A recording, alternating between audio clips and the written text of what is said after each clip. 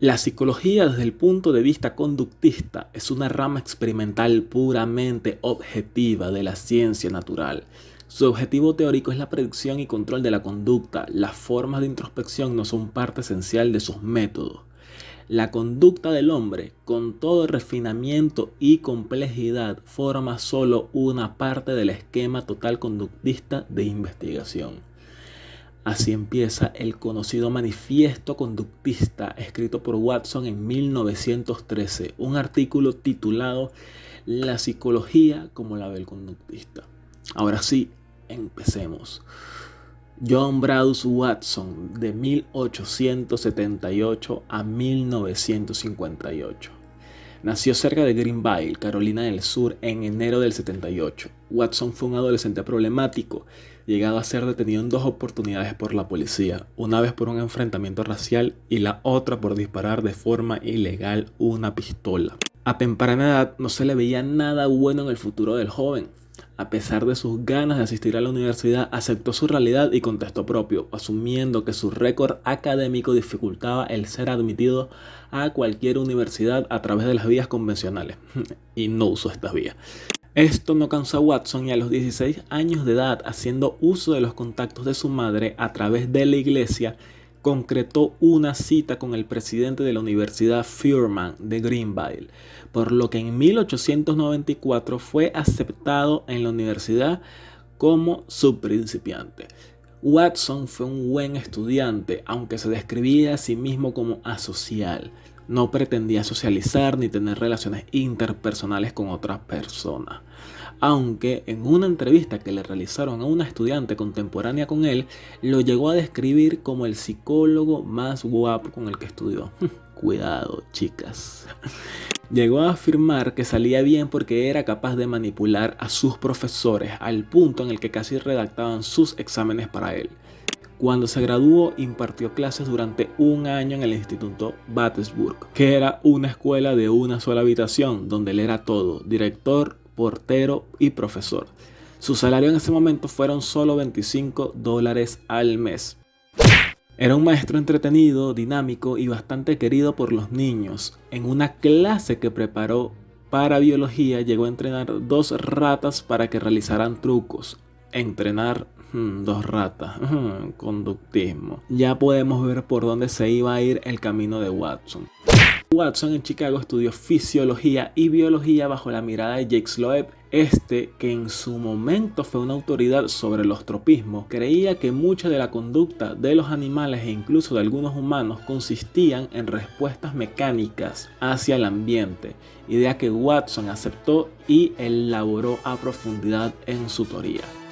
La primera investigación de Watson fue en 1901, donde evaluó el desempeño de ratas de diferentes edades para poder cruzar con éxito un laberinto, y así encontrar la relación entre el crecimiento de la rata y el desarrollo de su sistema nervioso. Encontró en las ratas muy jóvenes, que de tan solo 12 días, podían aprender el camino alrededor de la caja o cruzar la mesa para encontrar a sus respectivas madres, pero si ingresaban en el laberinto se acurrucaban y dormían. En cambio, las ratas mayores aprendían de forma exitosa a encontrar el camino a través de los laberintos, uno con muchas entradas y muchas salidas, por lo que Watson concluyó que existe un cambio importante en el psiquismo de la rata alrededor de las 3 semanas de edad. La segunda parte de este experimento consistió en revisar los cambios en su inteligencia y los cambios en su cerebro. Por lo tanto, ratas desde un día de edad hasta los 30 días fueron sacrificadas, observando así el incremento en el número de fibras nerviosas de su corteza craneal. En 1902, Watson sufrió depresión clínica. Su estilo de vida adicto al trabajo y la poca inversión en sí mismo y su estilo de subsistencia pasaron efectos en su salud, hundiéndolo en sentimientos de tristeza, inutilidad y ansiedad. En 1903, con tan solo 25 años de edad, John B. Watson era el doctor más joven de la Universidad de Chicago, gracias a su tesis titulada Educación Animal, un estudio experimental del desarrollo psíquico de la rata blanca, correlacionado con el crecimiento de su sistema nervioso. En 1913, a tan solo 10 años de doctorarse, daba a conocer su manifiesto conductista, y el año siguiente, con tan solo 36 años de edad, fue nominado a la presidencia de la APA. Regresando al pasado, específicamente en 1904, luego de que Watson enseñara durante un tiempo en la Universidad de Chicago cursos sobre psicología experimental haciendo uso de la introspección, este comenzó a preocuparse y pensó que la psicología se debería encargar del estudio de la conducta y no de la mente, ya que la conducta es observable y objetiva, la mente no lo es. Watson siguió experimentando con las ratas y los laberintos, haciendo uso de sus habilidades para construir de forma cuidadosa los instrumentos que usaba para experimentar con las mismas. En un ensayo donde pretendía evaluar la memoria de las ratas, colocó a ratas hambrientas a que cruzaran un laberinto para poder obtener comida. Luego de 30 repeticiones, un experimento que en un principio tardaba 30 minutos, llegó a tardar solo 10 segundos en resolverse, concluyendo que las ratas poseían memoria. Para corroborar eso, Watson cegó de forma quirúrgica a las ratas, pero solo bajaron un poco su desempeño, es decir, no es una memoria que provenía de un estímulo visual directo. De forma consecuente, experimentó con ratas sordas, ratas incapaces de oler y sin bigote, todas logrando memorizar el laberinto y pudiendo resolverlo. También como pudieron resolver las ratas sordas, ciegas, incapaces de oler y sin bigotes todo al mismo tiempo, concluyendo que ninguna resta de datos provenientes de los sentidos de las ratas afectaba su desempeño de manera significativa cuando el laberinto ya estaba aprendido, atribuyéndole Watson importancia a las sensaciones musculares, conocido como memoria muscular, que a los sentidos en el proceso de aprendizaje. A su vez, Watson fue recriminado por el grupo de antiviviseccionistas por el trato suyo hacia las ratas. Bastante ridículo de ellos, para ser sincero, pero bueno, las ratas merecen vivir y que la ciencia no progrese nunca. Principalmente mi deseo en el trabajo es obtener un conocimiento exacto de ajustes y la manifestación de estímulos. Mi razón final para esto es aprender métodos generales y particulares mediante los que pueda controlar la conducta, lo que me da esperanza de que la posición conductista es defendible. Es el hecho de que aquellas ramas de la psicología que se han retirado parcialmente de la psicología experimental paterna y que son por consecuencia menos dependientes de la introspección se encuentran hoy en día en una condición más floreciente. La pedagogía experimental, la psicología de las drogas, la psicología del consejo, la psicología legal están creciendo vigorosamente. Actualmente estoy más interesado en tratar de mostrar la necesidad de mantener uniformidad en el procedimiento experimental y en el método del enunciado de resultados tanto en el trabajo humano como en el animal. Otro extracto del manifiesto conductista de Watson, donde se ve su radicalidad y convicción hacia lo observable y objetivo y su adversidad hacia los términos dominantes en la psicología de ese entonces, que eran las psicologías funcionalistas y estructuralistas, que hacían uso de términos abstractos como percepciones, sentimientos, conciencia, términos no observables que alejan la psicología de la objetividad necesaria para hacer una ciencia exacta. Watson fue el que alzó su voz en protesta ante el hundimiento de la psicología como rama de las ciencias biológicas, humanas y sociales, debido a su actual objeto de estudio, que era la conciencia, y su método, la introspección. La Universidad de Chicago y la Universidad de Johns Hopkins entraron por una puja por la presencia de Watson. Sí, literalmente empezaron una subasta por él, ganando la Universidad de Johns Hopkins por mucho, ofreciéndole la cátedra de psicología a Watson y un salario de $3.500 anuales. La Universidad de Chicago no pudo igualar ni superar la oferta, por lo que Watson dejó su puesto. Odié dejar la Universidad de Chicago, tenía varias investigaciones en curso, había alambrado el laboratorio con mis propias manos, había construido las divisiones de los corrales y muchos aparatos. Posterior a su llegada a la universidad, un escándalo relacionado con el psicólogo que lo contrató y tener libertad plena para investigar la psicología con su propia perspectiva de la misma, por fin publica el manifiesto conductista, o su título original, La psicología como la conductista. Y lo que necesitamos hacer es comenzar a trabajar la psicología, haciendo a la conducta, no a la conciencia, el objetivo de nuestro ataque. Ciertamente hay suficientes problemas en el control de la conducta como para mantenernos a todos trabajando durante mucho tiempo sin siquiera darnos tiempo para pensar en la conciencia. Los bromistas críticos a la psicología conductista llegaron a decir: la psicología perdió su alma con Darwin y ahora pierde su mente con Watson. A Watson no le importó eso, por si acaso. En 1916 empezó un programa para estudiar la conducta infantil. Ya creo que saben a dónde voy. Abandonando así las investigaciones con animales para enfocarse en la conducta del niño y su naturaleza. De hecho, publicó un libro relacionado con el crecimiento de los niños.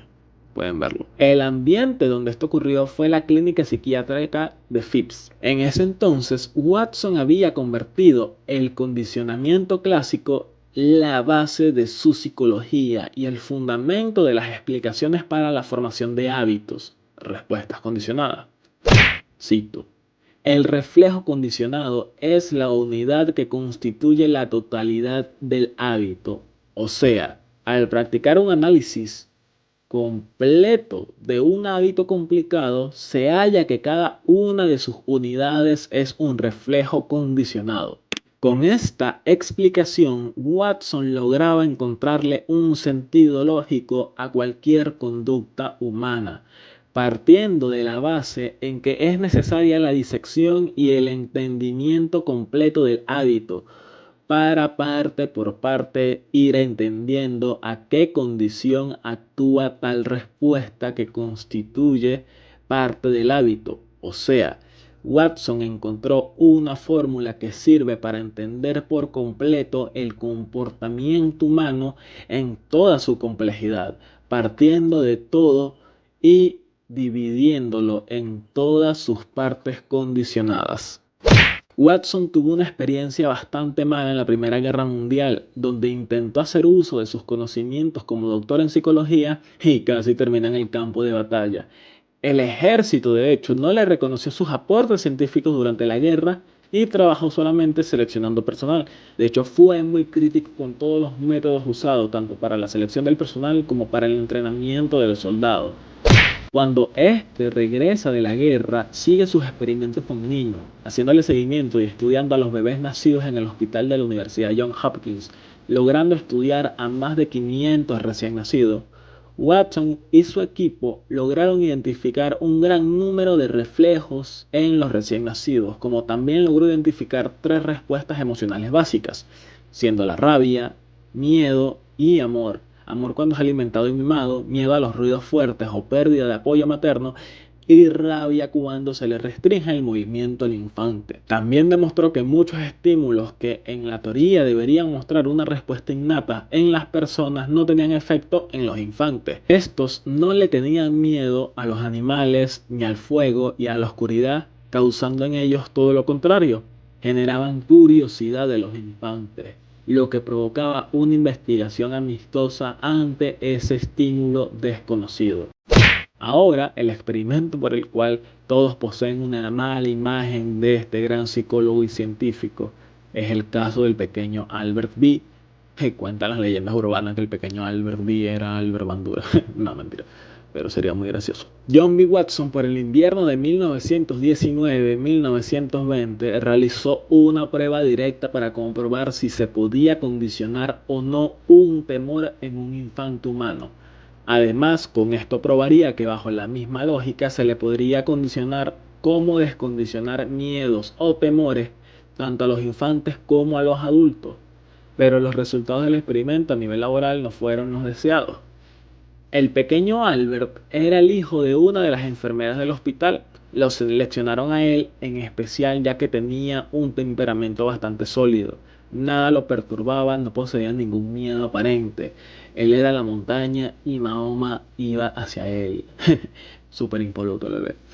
El experimento con el pequeño Albert pretendió: 1.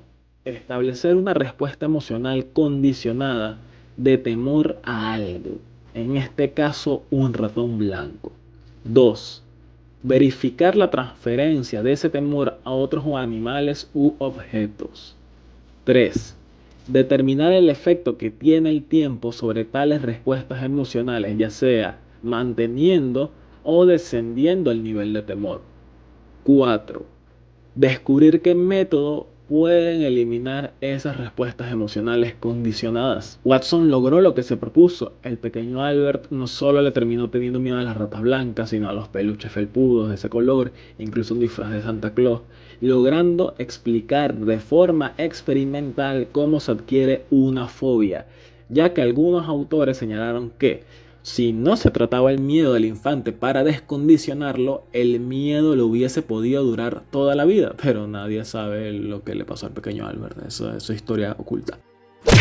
El pequeño Albert fue retirado del experimento antes de que Watson pudiese probar los métodos para descondicionarlo, pero este siguió con su trabajo científico y escribió La psicología desde el punto de vista de un conductista, esta vez no siendo el título para un artículo científico, sino para un libro completo. E incluso el presidente de Johns Hopkins le otorgó un aumento de sueldo para evitar que éste se fuese a otra universidad. Pero ¿por qué John B. Watson, teniendo todo a favor, se terminó retirando de la psicología?